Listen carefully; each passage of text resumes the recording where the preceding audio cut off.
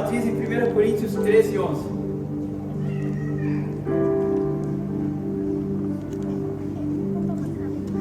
Primeiro livro de Coríntios, capítulo 13. Podia ser primeiro livro de Palmeiras, né? Mas vamos ficar com Coríntios mesmo, vai. Quando eu era menino, falava como menino, pensava como menino e raciocinava como menino. Quando me tornei homem, deixei para trás as coisas de menino. Amém? Glória a Deus. Por que eu coloquei o tema dessa palavra? Como as tribulações separam homens e meninos. Ou põe o tema aí de novo. É que tem tudo a ver. Adultos das crianças. Porque são as tribulações que formam o nosso caráter quando nós entendemos. Porque não é só pensar, a tribulação ela vai formar o meu caráter. Não, ela só forma o seu caráter quando você entende que aquele é o momento de você crescer. É o momento de você se tornar adulto. Por que essa palavra ela veio ao meu coração? Eu estou no mês mais tribuloso do ano. Eu estou no mês mais difícil assim, no meu trabalho. A pastora Fabiana sabe disso. No meu trabalho do ano. Sabe aquele tempo que parece que tudo está dando errado? Quem já aconteceu isso? Parece que tudo está errado, né? Tudo que você faz não dá certo. Você tenta dar o seu melhor, mas na hora que você olha, foi por água abaixo, deu errado, deu erro. E trabalha, e trabalha, e trabalha, a tribulação parece que não te larga, não te solta. E aí o Espírito de Deus, ele falou ao meu coração, ministra sobre isso. Porque nós precisamos entender que não podemos mais ser meninos, não podemos mais ser crianças, nós crescemos, somos adultos. E as nossas atitudes em meio às tribulações da vida, elas precisam ser atitudes de alguém que é adulto. Alguém que é adulto no meio da tribulação, ele não tem tempo para ficar murmurando, ele não tem tempo para ficar chorando, ele não tem tempo para reclamar da vida, ele não tem tempo para correr, para abandonar, para se esconder. O adulto não faz isso. O adulto ele planeja, ele pensa, o que eu vou fazer diante dessa situação difícil? O que eu vou fazer em meio a essa tribulação? O Espírito de Deus, ele ministrou muito o meu coração nesses dias, porque cada problema que está acontecendo, eu fico pensando, o que eu posso fazer para solucionar isso? Aí você vai lá e faz uma coisa e soluciona aquela área, mas daqui a pouco, na hora que você olha a outra, já complicou. E ao mesmo tempo você tem que pensar, o que eu vou fazer? Porque correr não é uma opção, e nem desistir. E você fica planejando, porque o adulto ele planeja uma forma de vencer aquela batalha. O adulto ele fica o tempo todo pensando como resolver essa situação, o que fazer diante disso.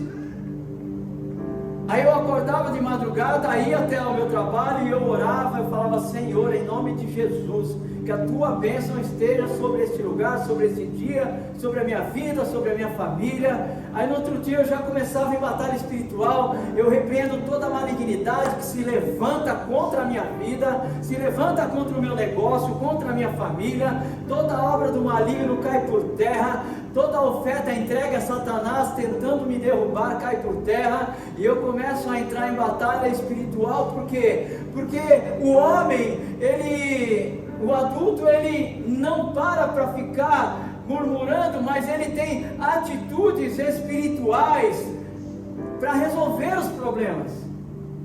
E não só espirituais, né? Você tem uma atitude física também.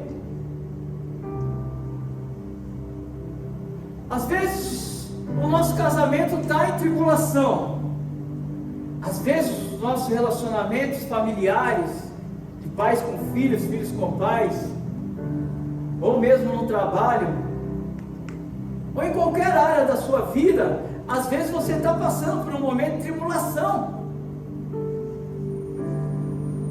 E uma das coisas que nós como adultos precisamos entender é que eu não aceito que isso continue prevalecendo contra a minha vida. Eu não aceito que essa situação prospere, por isso eu tomo atitudes. Aí eu vou orar, aí eu vou jejuar, como o pastor agora nos fez este convite para estarmos nesse tempo de jejum e de oração. Aí eu vou fazer o que precisa ser feito, porque o adulto faz o que precisa ser feito. O pastor citou alguns textos na semana passada que me chamou muita atenção, mas antes eu quero mostrar o seguinte: o que significa tribulação? Tribulação significa aflição, tormento, adversidade, angústia, grande luta. Isso significa tribulação. E a Bíblia, ela nos mostra alguns textos importantes que falam sobre esse assunto. Porque a palavra do Senhor, ela diz uma coisa, queridos: uma das coisas que sempre vão existir na vida de todos nós são momentos de tribulação. E você pode falar para mim agora: ah, pastor, não acredito. João 16:33 diz assim: eu lhes disse essas coisas para que em mim vocês tenham paz. Neste mundo vocês terão aflições, contudo tenham ânimo, porque eu venci o mundo. Olha o que Jesus fala: você vai ter tribulação, você vai ter aflição, vai ter momentos difíceis na sua vida, mas tenha bom ânimo, sabe por quê? Porque um dia ele declarou: eis que estou convosco todos os dias, até a consumação dos séculos. É nessa tribulação que você pode estar passando, ou vai passar, Jesus está com você, ele já venceu. O diferencial da vida daquele que serve a Deus é ele ter a certeza de que Jesus já venceu e você vai vencer. Então, eu estava falando hoje com a pastora Fabiana: vai passar, daqui a pouco passa. É só um momento, é só um tempo, mas vai passar. Por quê? Porque Jesus já falou que eu já venci. E se Jesus falou que eu já venci, quem é o inimigo para falar que eu vou ser derrotado?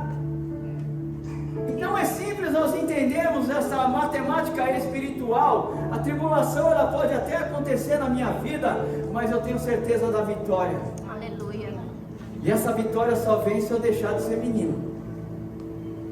Porque se eu continuar tendo atitudes de meninos, o que uma criança faz, querido? Seu filho, quem tem filho pequeno aqui? Meu Deus, parece que criança já nasce com manha, né? Ele tem um esquema da manha.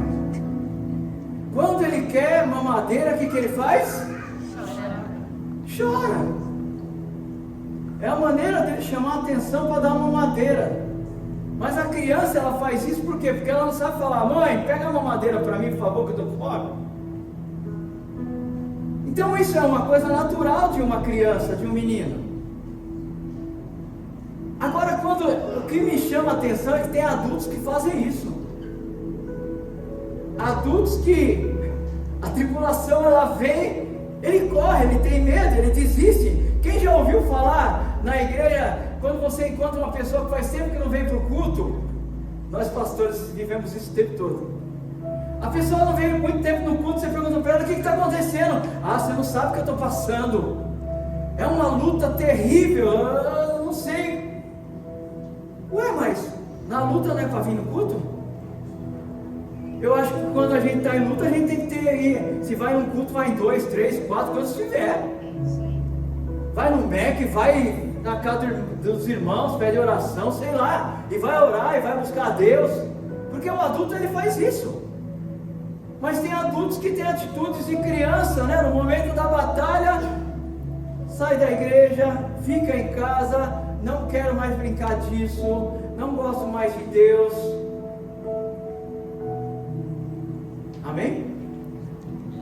Mas nós estamos formando aqui uma igreja de adultos, uma igreja de pessoas que são discípulos de Jesus, pessoas habilitadas, formadas na palavra, formadas no jejum, formadas em oração, formadas no caráter cristão, que estão sempre ou vão estar sempre preparadas para qualquer tipo de batalha, para qualquer tipo de situação. Um exército que está sendo levantado aqui na Mover em Amor, de pessoas adestradas pelo Espírito Santo de Deus, preparadas para qualquer tipo de situação. Pode acontecer o que for, eu vou continuar em pé, eu não vou desistir, eu não vou abrir mão daquilo que é o meu chamado. Se eu sou marido, eu vou defender a minha esposa, os meus filhos, a minha família. Se é esposa, eu vou defender marido, filhos, e assim sucessivamente, homens e mulheres adultos, fortes, firmados, porque quando nós éramos meninos, nós fazíamos coisas de meninos, mas agora nós somos adultos, e as atitudes nossas sempre serão de adultos. Uma coisa que eu tenho aprendido nesses últimos tempos é que você se tornar uma pessoa madura não depende da idade que você tem hoje, depende daquilo que você decide ser. Eu tenho aprendido a resolver as coisas de uma forma diferente que eu resolvia antes. Primeiro pensa, o que eu faço para resolver isso? Eu acho que é a primeira coisa que deve estar na nossa mente, ao invés de a gente ficar procurando algum culpado nessa situação, reclamar, murmurar. A Bíblia ela nos fala, eu vou acabar no horário, tá? Pode ficar tranquilo.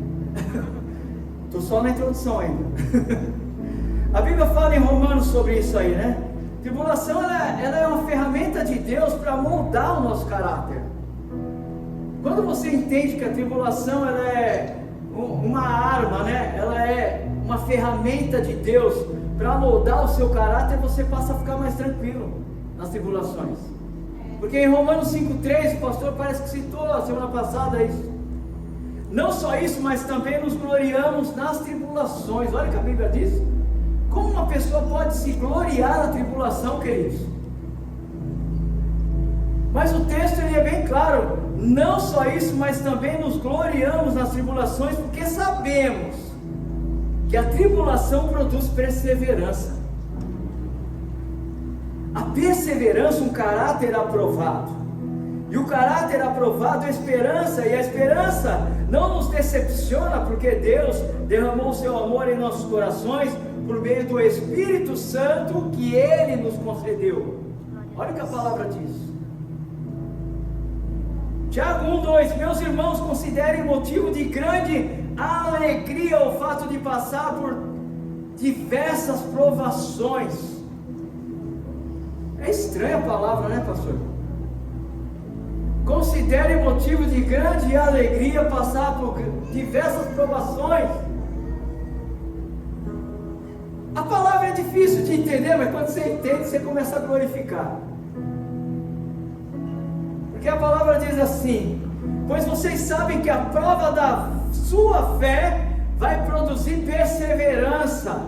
Quando você entende o que é você passar por tribulação, como uma pessoa adulta, você começa a avançar, você começa a subir degraus na sua fé, você começa a subir a escada da fé, você começa a se tornar uma pessoa que não é abalada por qualquer tipo de situação na sua vida. Não é qualquer coisa que vai abalar a tua fé, porque você sabe, como eu já disse, eu sou vencedor, porque a Bíblia fala que eu sou mais que vencedor, não sou vencedor, eu sou mais que vencedor. Aí você consegue entender esse texto, é um motivo de grande alegria. Sabe por quê? Porque a Bíblia diz em Romanos 8:28, sabemos que todas as coisas cooperam para o bem daqueles que amam a Deus, daqueles que são chamados segundo o seu propósito. Você pode estar passando por qualquer coisa na tua vida, ou pode passar por qualquer situação na tua vida. Tudo isso vai cooperar para o teu bem. Porque se tem uma coisa que nós temos que glorificar a Deus todos os dias da nossa vida, sabe o que é? Levanta a tua mão e fala: eu agradeço a Deus. Eu sou um privilegiado. Eu fui chamado. Eu paro para pensar nisso, gente. Vocês param para pensar no privilégio que você tem de ter sido chamado por Ele? Quantas pessoas destruídas você passa pelas ruas e você vê?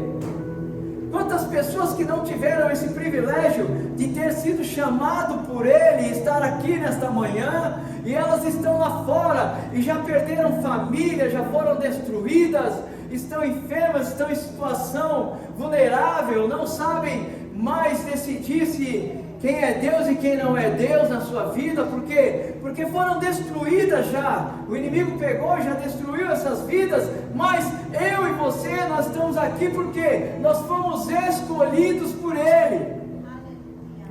Olha que privilégio é esse, querido. Você foi escolhido por Ele. Aí eu acho até estranho, porque às vezes a gente tem um jargão evangélico que a gente usa muito. A gente fala: ah, você não quer aceitar Jesus? Não é isso que a gente fala? Aceitar Jesus, Ele tem que te aceitar. Porque é Ele que escolhe, é Ele que chama. Então se você entrou aqui nessa manhã, é porque Ele te trouxe nesse lugar hoje. Se você ainda não decidiu por Jesus, hoje Ele está falando com você: hoje eu escolhi esse dia para te escolher.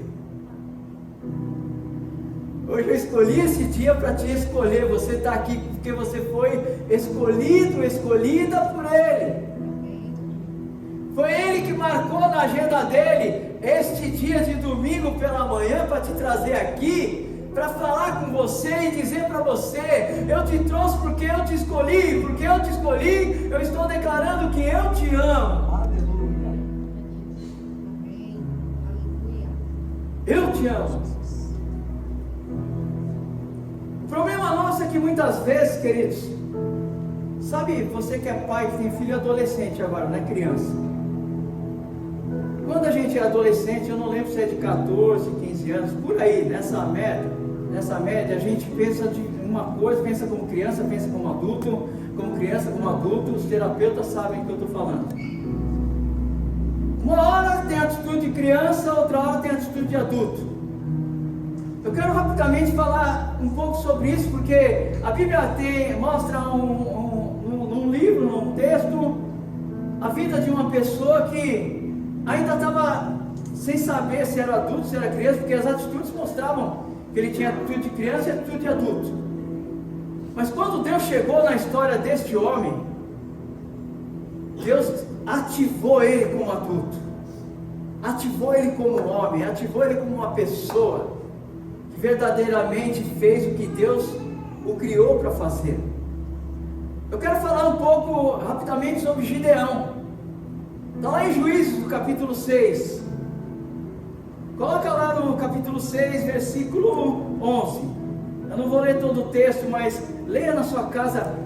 É um dos livros que mais me chamam a atenção, e é um dos capítulos que me chamam muito a atenção, e eu prego bastante sobre isso. E hoje eu vou falar bem pouco, porque é muito rico esse texto para nós falarmos somente em um culto como esse. Mas eu quero pegar algumas coisas só que o Senhor colocou no meu coração. A palavra do Senhor, nós vamos ler o 11 e o 12, tá? Diz assim: e o anjo do Senhor veio e sentou-se debaixo do carvalho de Ofra, que pertencia ao abiezrita Joás. Gideão, filho de Joás, estava malhando trigo em um tanque de prensar uvas, para escondê-los dos midianitas. 12. Então o anjo do Senhor apareceu a Gideão e lhe disse: o Senhor é com você, poderoso guerreiro. Olha o que a palavra está dizendo aqui, queridos. A Bíblia diz nesse capítulo que os midianitas, os amalequitas, os povos do Oriente, eles oprimiram o povo de Deus por 7 anos. A Bíblia fala que tudo que eles plantavam, os inimigos vinham e destruíam a colheita deles. Tudo que era gado, os animais deles, o inimigo matava tudo. O inimigo não pegava para usufruir daquilo, mas o inimigo pegava para destruir, para mostrar para eles: ó, destruir. Vocês não têm direito mais a isso. O que eu quero dizer com isso? Satanás, ele sempre vai estar pronto para tentar roubar alguma coisa tua, destruir alguma coisa tua, acabar com o teu casamento, acabar com a tua família, fazer com que você passe dificuldades financeiras. Esta é a obra dele, esse é o trabalho dele. É isso que ele faz: roubar, matar e destruir. Mas Jesus veio nos dar vida e vida em abundância. Então Gideão, nesse momento de tanta dificuldade, a Bíblia fala que eles ficaram com tanto medo dos midianitas que eles fizeram covas nas montanhas e se esconderam naquelas covas. E todas as vezes que eles semeavam, eles plantavam, o inimigo vinha bem na época da colheita, ia lá e acabava com tudo, roubava toda a prosperidade deles. E a Bíblia fala que eles iam empobrecendo. Aí a Bíblia diz que eles clamaram ao Senhor, porque eles ficaram naquela situação, porque pecaram contra Deus. Aí eles clamaram ao Senhor, e de repente o anjo do Senhor, Deus manda um profeta primeiro para eles. O profeta ministra, fala: ó, foi por causa do pecado que vocês ficaram nessa situação. Mas Deus, quando Ele olha a gente, queridos, e Ele vê um erro na tua vida, Ele não vem lá falar: agora acabou para você, agora a sua vida não vai mais fazer sentido, você só vai sofrer a partir de agora. Deus não é desse jeito, porque Deus é amor. Deus, depois de falar o motivo da situação que eles estavam passando, Deus manda, né? Deus vai pessoalmente lá. A Bíblia diz que um anjo do Senhor, ele aparece para Gideão no texto que nós lemos. E esse anjo, ele começa um diálogo com Gideão. Ele fala: olha, você é um poderoso guerreiro.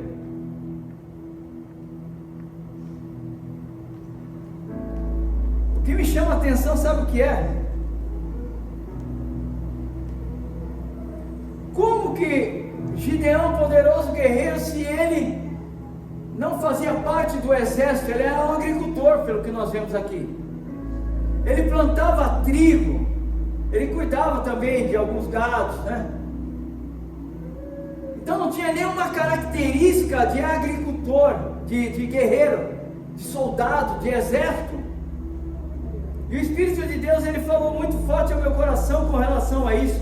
Deus, ele não se limita a olhar para você no seu presente, Ele sabe quem você será no seu futuro. Deus ali não estava declarando: olha, você é o cara que está com medo, você não sabe nem quem você é na verdade, Gideão, mas eu vim aqui para te falar uma coisa: você é um poderoso guerreiro, Gideão.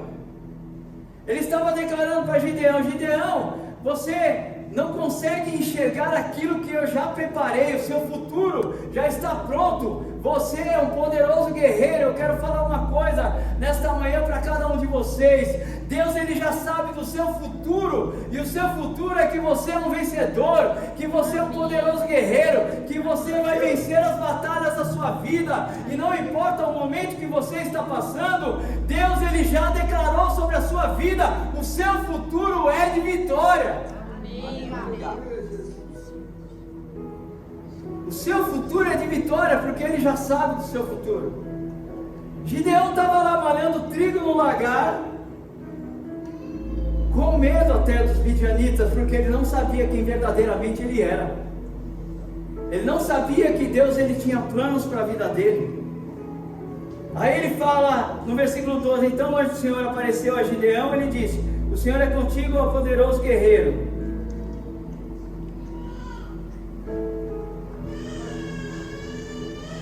Aí Gideão começa as desculpas, não começa? Ah, Senhor, versículo 15, respondeu Gideão: como posso libertar a Israel Meu clã é o menos importante de Manassés e eu sou o menor da minha família. Quando você ainda tem atitudes de criança, você passa a não prestar atenção no potencial que Deus colocou dentro de você. Você não consegue se enxergar um vitorioso com a mentalidade de criança, com a mentalidade de menino. A Bíblia ela diz em Jeremias 29:11, porque sou eu que conheço os planos que tenho para vocês. Planos de fazê-los prosperar e não de lhe causar dano. Planos de dar-lhes esperança e o quê? E um futuro. Deus está falando assim, o momento que você está vivendo é só um momento, porque eu tenho planos para o teu futuro. E o teu futuro é futuro de quem vai prosperar, é futuro de quem vai dar certo, é futuro de quem vai testemunhar das minhas obras na sua vida. É isso que o Senhor está te falando nesta manhã. Então não importam as tribulações, não importam as situações difíceis que você está passando, ou você vai passar. A palavra já diz que o Senhor, Ele tem planos para a sua vida de você prosperar. E quando você estiver em uma situação de tribulação, lembra-se desse texto e declare esse texto para o mundo espiritual escutar. Amém? Levanta a tua mão assim. Aí, dá uma desfixada. Declara assim comigo: o meu Deus tem planos para o meu futuro, e os planos de Deus vão me trazer prosperidade. Amém? Deus tem planos para o seu futuro e você precisa declarar isso. Está na tribulação, fala: não, isso aqui é só um momento. Deus tem planos para o meu futuro, e os planos dele é de me prosperar em tudo que eu fizer. Amém? Um dos problemas que todo menino tem é que está sempre pronto para dar uma desculpa para não fazer o que é necessário e vencer as tribulações. Isto é vitimismo e não leva ninguém a lugar algum. Sabe, queridos, essa semana tem uma colaboradora que ela teve um problema de saúde com a filha, ela precisou levar no hospital. Ela é 100% vitimista, como muitos de nós. E ela falou: olha, eu passei 8 horas sentada, esperando e tal, não sei o que, eu estou com uma dor nas costas. Eu falei: mas pelo menos já está resolvido, foi medicado, está tudo certo e tal. Mas foram 8 horas, mas tudo bem, está resolvido, está medicado, tudo bem, né? Ah, você está falando isso porque você tem convênio médico? Sempre uma desculpa, né? Sabe por que eu tenho convênio médico? Porque não é eu que tenho, quem tem é a minha esposa. Quando ela tinha 36 anos, em vez de ficar murmurando, ela foi fazer faculdade com 36 anos. E ela fez faculdade de administração, uma pessoa improvável, como sempre a gente fala aqui. Fez faculdade, ficou 4 anos estudando e não murmurando. E Deus abriu uma porta de emprego na área dela, e ela foi prosperando nesta área. Trabalha numa multinacional que dá um convênio muito bom, porque ela não tem tempo para ficar murmurando. Porque é muito fácil você achar culpados por aquilo que você está passando. É muito fácil você colocar a culpa em alguém e falar: olha, você tem convênio. É claro que tem, correu atrás, fez a sua parte. Na tribulação ela não ficou parada. No momento da fome ela estava lá, sem parar, buscando alguma coisa para trazer o sustento, orando, servindo a Deus na igreja, vai de a pé para a igreja. Por quê? Porque adulto faz isso. Adulto no momento difícil não fica falando: você está aí porque você tem convênio, você está vivendo isso porque para com isso. O adulto faz o que precisa ser feito. Então, Gideão, ele veio com essa desculpa: como posso eu libertar Israel? Queridos, vocês pararam para pensar? Lê o texto de Juízes 6, você vai entender o que eu estou te falando. Eles plantavam, eu falei aqui, quando estava na época da colheita, o inimigo vinha e destruía. Por que Gideão tinha trigo para malhar no lagar? Porque ele não tinha tempo para ficar com medo, para se esconder daquela tribulação que ele estava vivendo. Ele ia, pegava a sua parte do trigo e ele levava para o lagar, que era o lugar onde que moía lá as uvas para fazer o vinho. Ele colocava no lagar e ele preparava todo aquele trigo e ele tinha alimento na sua casa, porque ele não deixava que o medo roubasse aquilo que era a prosperidade de Deus na vida dele. Então ele pegava a sua parte, ia no lagar, malhava o trigo no lagar, preparava todas as coisas. Sabe por quê? Porque ele era adulto. E ele não sabia que era adulto, mas tinha atitudes de adulto às vezes. Então, amados, nenhuma tribulação vai roubar a tua vida. Porque o Senhor está te despertando nesta manhã para você sair daqui com atitudes de adultos. E em todos os momentos de tribulação da sua vida, você vai se posicionar